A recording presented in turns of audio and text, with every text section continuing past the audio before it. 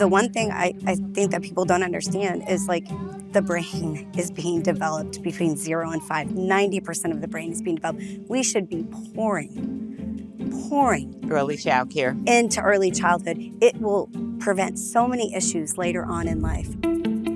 In October 2025, 9 PBS Reports organized a series of discussions around the national child care shortage, what it means for our region and our state. Led by Tamika Perrine, Executive Director of Gateway Early Childhood Alliance, these conversations featured early childhood experts, advocates, providers, and parents who represent communities all over Missouri. Each discussion focused on a specific aspect of childcare, exploring the challenges, formulating solutions, and celebrating not only recent policy changes, but also the tireless efforts of those who fight for quality and equality for providers and parents, and the future of Missouri's children.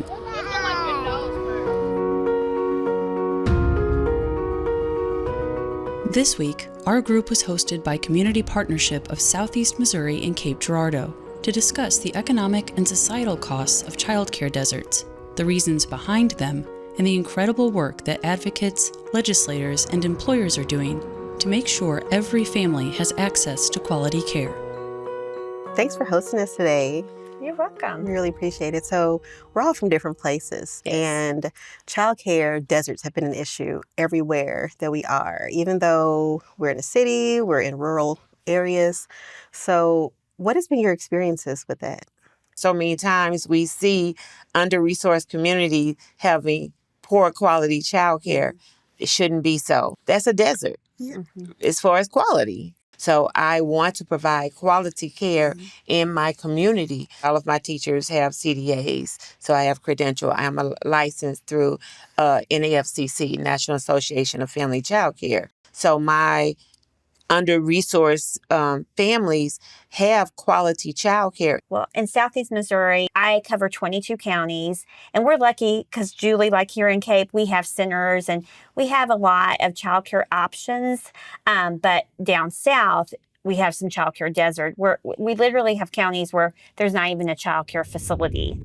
2/3 of Missouri's counties are considered childcare deserts simply due to lack of services. But other factors like quality, limited hours of care, and staff shortages also contribute to the lack of availability for families. And for many, the stress of finding a space for their children is only surpassed by the cost, which can exceed their mortgage payment. In our area, finding childcare is very competitive. The good, trustworthy places are very booked up with lists for years to go.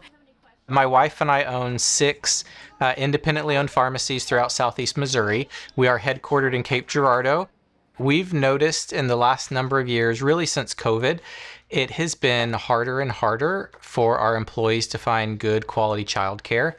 And we would often lose good employees or lose good candidates that were coming in because they couldn't find childcare, particularly with the younger children.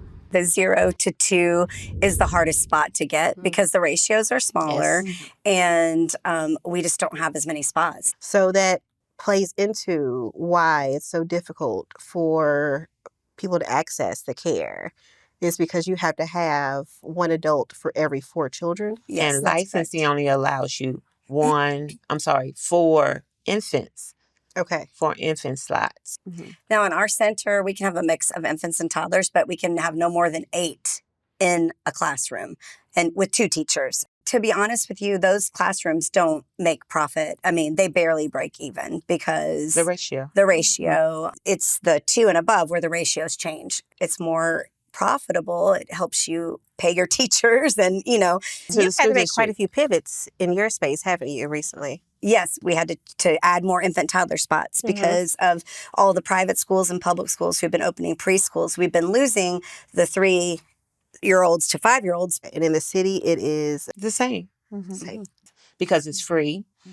The parents who are on subsidy, they don't have to worry about it anymore. But we have a huge waiting list for the birth, through 2. So we had to relicense and we're still waiting on approval. It's taken months. We called the other day and we're like, this room is empty. We've got parents waiting. Can we please hurry this up? And they're like, we're doing the best that we can. It's in Jeff City. After losing a particularly good employee, my wife and I just decided we needed to provide something for our staff so that they didn't have to worry about the childcare.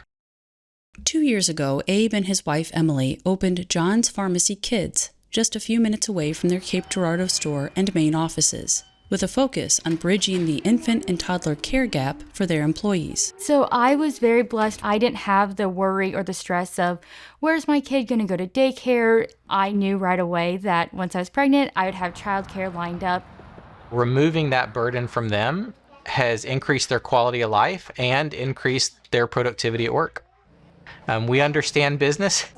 Childcare, particularly again with the younger children, is not a profitable business model. And so we had to be okay sacrificing some of our company's profits to take care of our staff. It's the right thing, and we look at it as a benefit, just like healthcare, 401k, all of those things. None of that makes a company money, but it does benefit the company overall.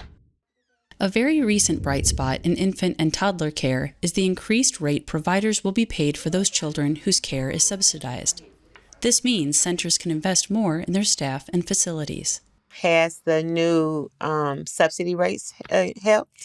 So that was a big, exciting news. Yes, they did raise the subsidy rates for infants and toddlers, and they have moved us, Cape Girardeau. Now we're considered part of a region that includes St. Louis. Mm-hmm. Now we're getting quite a bit more for our infants and toddlers who are receiving subsidies. And subsidies are the state payments, correct? And that's for children whose families...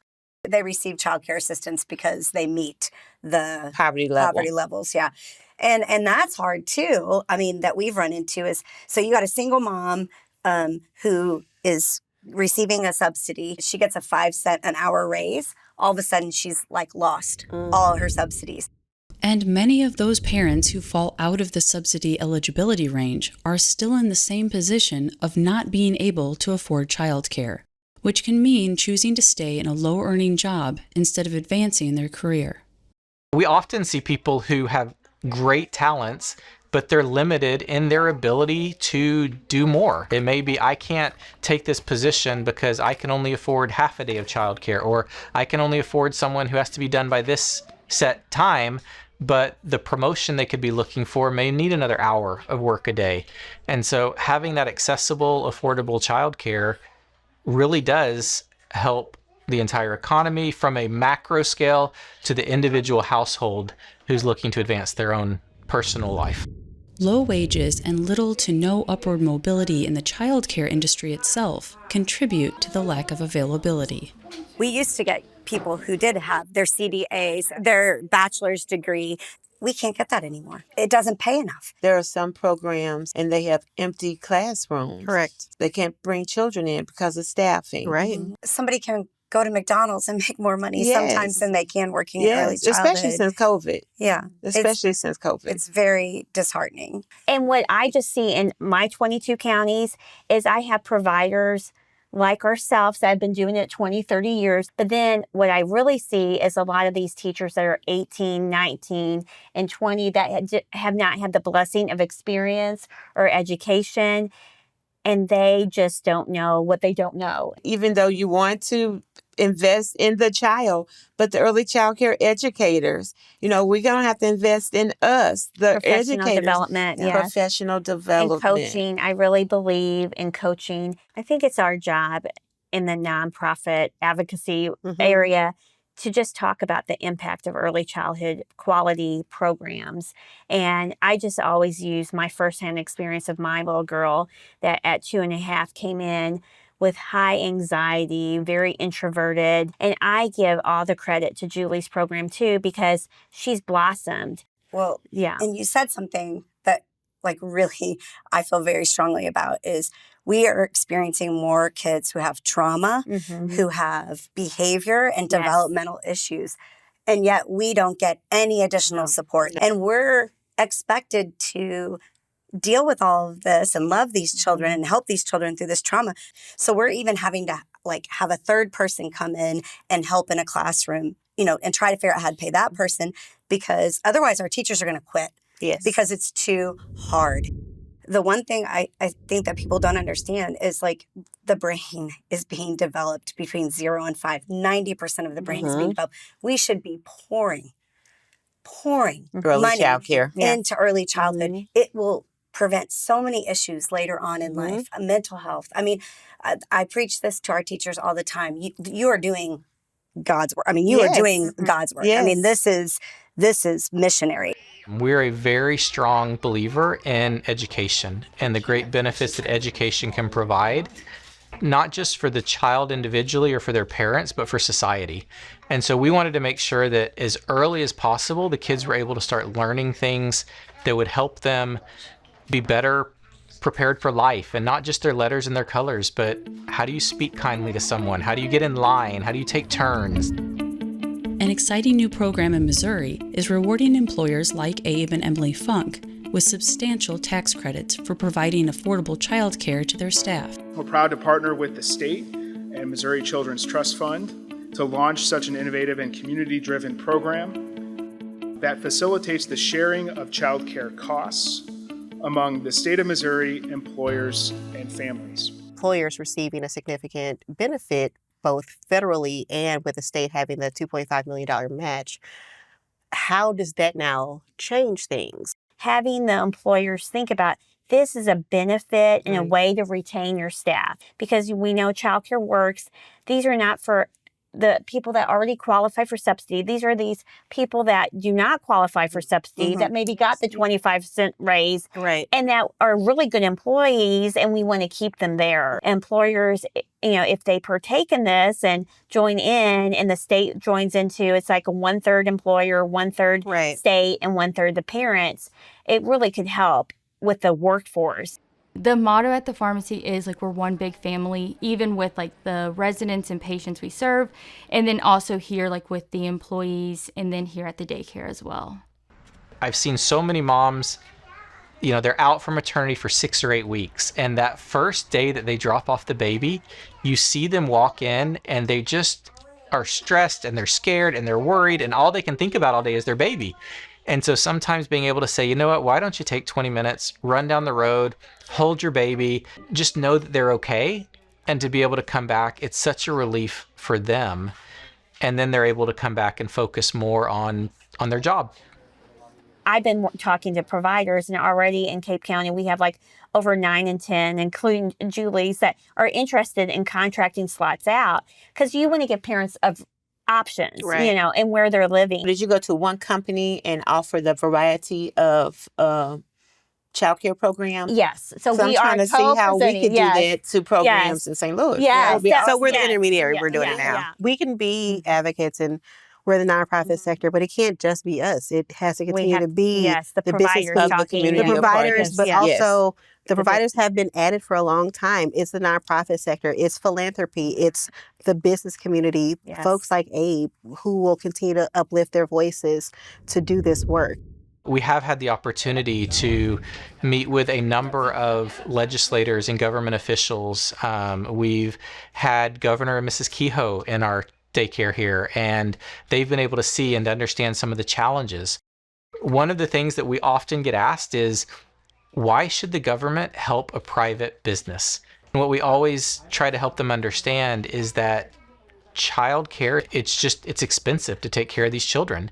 And so if a family doesn't have the ability to have help, they often can't afford it. And if those individuals are taken out of the workforce, it will trickle down to every part of the Missouri economy, which is going to raise the price of everything from your milk to your cheeseburger to your gas. And that makes it difficult for every Missourian, not just the ones who are struggling to find childcare for their own children. You'll see the cost all throughout your life. It has to be an all hands on deck, approach to get this done. And I think that's the key. And Abe is so great bringing that business side to it for businesses to see. If we put our money in early childhood and put our money behind these parents, it's going to just help overall the outcome. Ta-da!